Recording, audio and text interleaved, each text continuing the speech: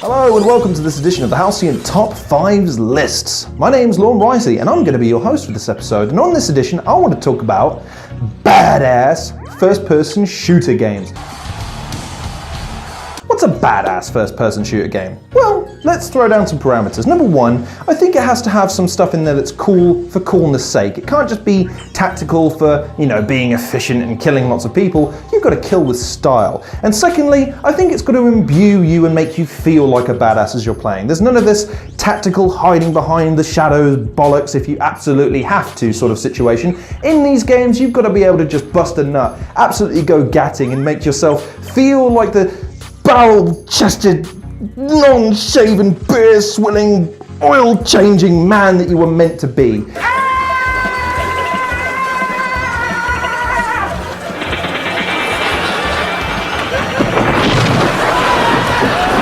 So on this edition, join me as I look at some of my favourite first-person shooters that make you feel like a badass.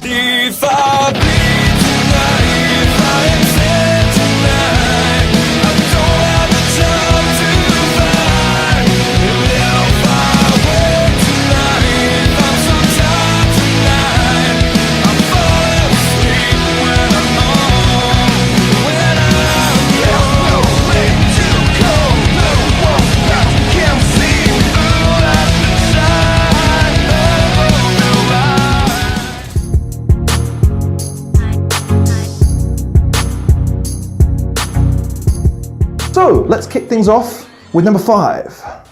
Let's kick things off with a game that has all the power fantasy a young boy could have ever asked for.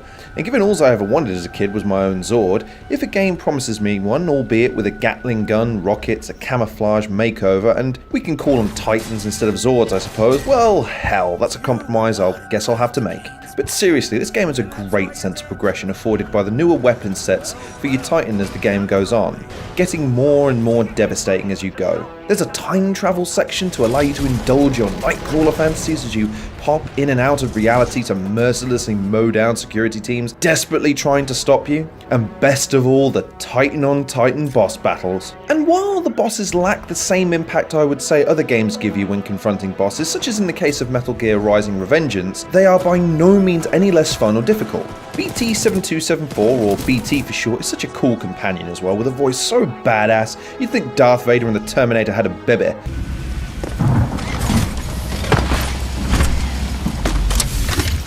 With the death of Anderson, command of Special Operation 217 now transfers to you. Congratulations on your field promotion, Pilot Cooper. It all combines into a silky smooth package to make you feel so badass. And that's even before you get to the parkour, gunplay, and the well-rounded and competent enemies who attempt to stop you. Titanfall 2 is a badass first-person shooter through and through, with almost every facet designed to make you feel badass to the core. And yes, the story is perhaps lacking a little emotional impact, but when you have a game that allows you to do battle in a mech war with multiple Titans coming for your ass, it's hard to notice it with such a huge smile on your face and bad intentions on your mind.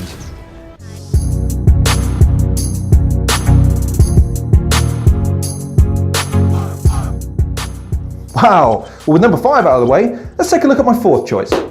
So what can top mechanized suits and time travel? Well, how's about talking guns that beg you to continue pumping rounds into your enemies? Unique abilities and bosses that each have their own personalized intro. Borderlands 2 is insane, crazy, and Wonderland levels of non-make-sensory. And that's being very kind. When you have an opening video like Borderlands 2 with explosions, psychos headbutting each other, a train that converts into a mobile murder hut that our heroes have to proceed to gun their way out of, you know you're in for a maniacal treat.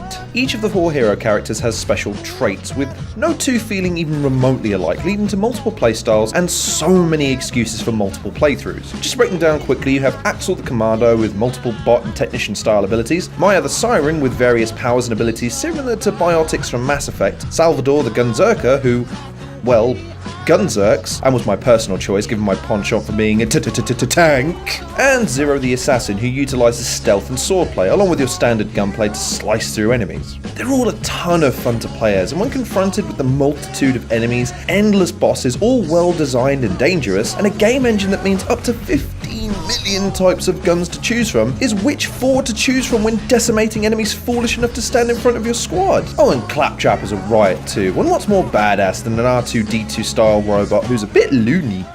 I have a secret stash hidden very, very far away from where I currently am. In order to find it, you will have to perform a series of devious challenges. First, collect a few brown rocks for me. Then, defeat a badass skag. Then, pilfer the lost staff of Mount Schuler. Then, you shall bring me the head of the destroyer of worlds. And then, you shall dance for my enjoyment.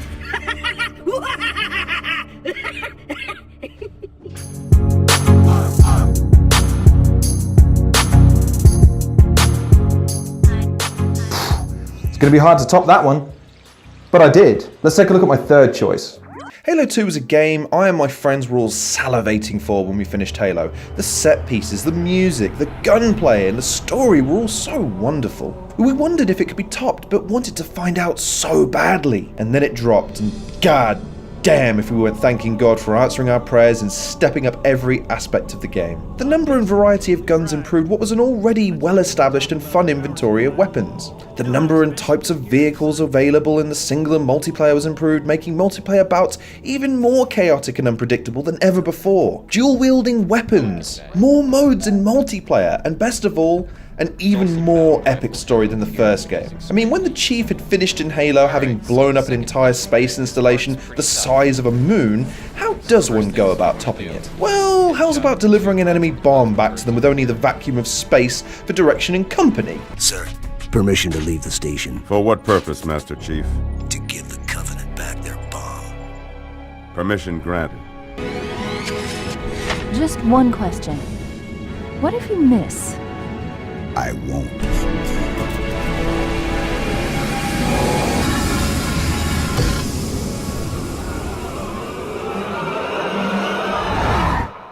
The number of times in the story the Chief rattles off his one-liners, busts out an even more preposterously insane plan only to pull it off, or is goaded by Cortana into somehow making more noise only to whip out a rocket launcher, it's just so badass. The Chief is an embodiment of badassery, one man against armies, against ancient threats, always against time, and yet not only does he never flinch, he never cowers. This feeling seeps into the gamer's experience. That feeling of invulnerability, the thrill of combat, and for those reasons, this game easily takes the third spot.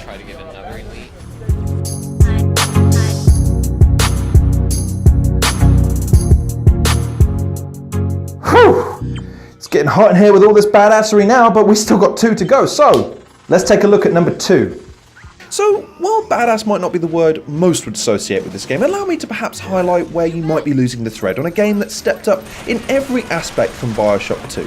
You have superpowers. You have access to a wide variety of weapons, not forgetting the handle action shotgun that is perhaps the coolest gun in the world ever.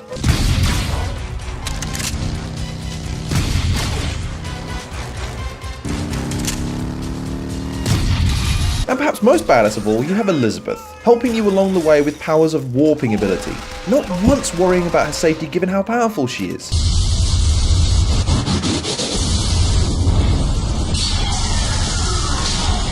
The Whistler! Elizabeth! The bird, Elizabeth! I lost control, he's coming! No, he isn't.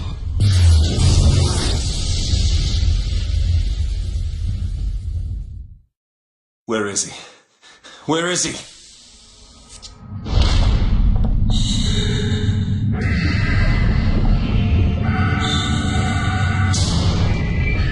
It's okay. It's all right. I'm here. Just let go. There you go. There you go. Elizabeth, I'm sorry. It's the only escort quest in gaming history that wasn't a ball ache to do, and more to the point, you actually enjoyed. Her companionship, her intelligence, her wit made the game all the better for her being present. Add to this a mind-bending story that starts off simple enough, bring us the girl and wipe away the debt. But as you commute through the floating city of Columbia, You feel yourself being consumed by the insanity and the unease of this world, each inhabitant making you feel all the more inclined to indulge your itchy trigger finger as you climb endlessly down the rabbit hole. But once the game kicks off and the whole city is out for your ass, it can feel overwhelming at times, but you never once feel that your capabilities are not enough to wreak havoc if given the right opportunity and tactics. Using murder of crows to overpower and confuse your enemies before blasting them with shock jockey or devil's kiss to engulf them in electricity or fire is so deliciously badass. Or flushing out that pesky sniper from behind cover with a bucking bronco, only to blast him into another reality with your shotgun. The impact and sounds of your guns, the vigors and all their benefits, and Elizabeth partnering you all the way against the flock. You even go so far as to kill yourself! Twice! In order to progress. How much more badass can you get when you decide, yep, that seems like a reasonable course of action to move forward here? Cap myself. No? Still not there yet? Well, let's try it again. Bioshock is a deep and thought-provoking experience, but beyond that, it's a story of a bulldozer of a man in Booker DeWitt and his happy array of weapons and powers. It's epic.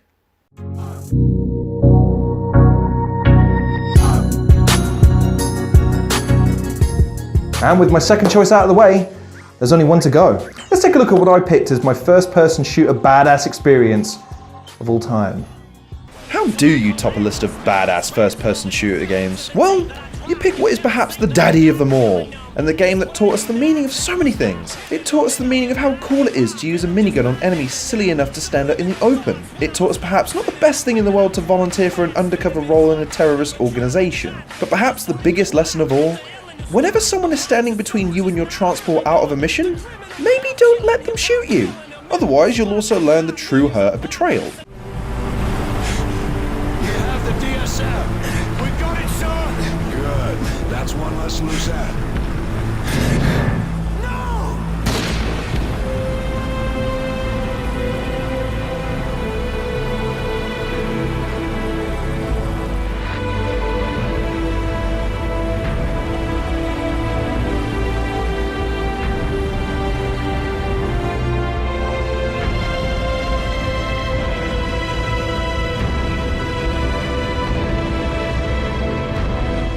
But in a game that has perhaps the biggest stakes of any shooter of all time, that are believable and realistic, given the cast of Soap and Price, giving the player so much confidence given their inherent badassery and camaraderie, given Price's first order of business is to launch a nuclear weapon to cause an EMP blast to disable enemy hardware across America. Houston, this is ISS Control. Any word on...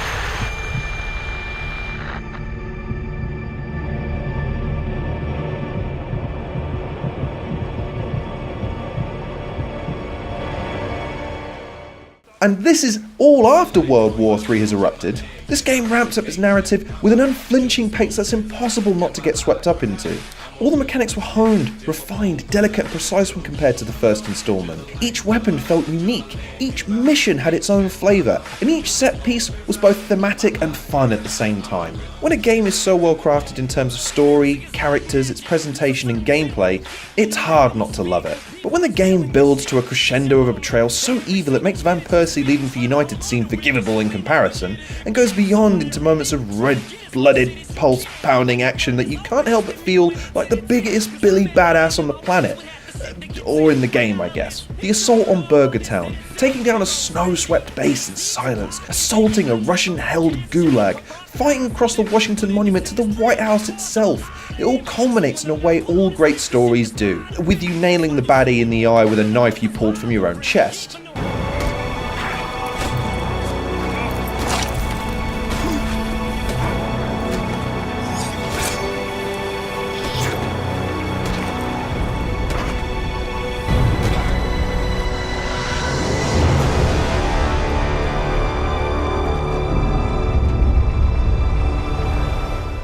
This game is the pinnacle, the gold standard of any game that aspires to make you, the gamer, feel like a badass, and takes the top spot as the best badass first-person shooter of all time. And there you have it. So what did you think? Did my picks offend you in any way, or do you agree with all my picks? If so, then list in the description why I'm amazing. If not, and you've got some other picks, or indeed any choices that you thought made this list that shouldn't have done, leave your thoughts in the comment section below. What games made you feel like a badass apart from first-person shooters? Were there any other games that you liked more first-person shooting mechanics in but never got? Leave your thoughts in the comment section below. In the meantime though, please like, share and subscribe, and check out some of the other content creators in the description below for me. They really deserve your appreciation and attention. Follow me on Twitter, and as always, take care of yourselves, and I'll see you guys in the next episode of the Halcyon Top 5 list.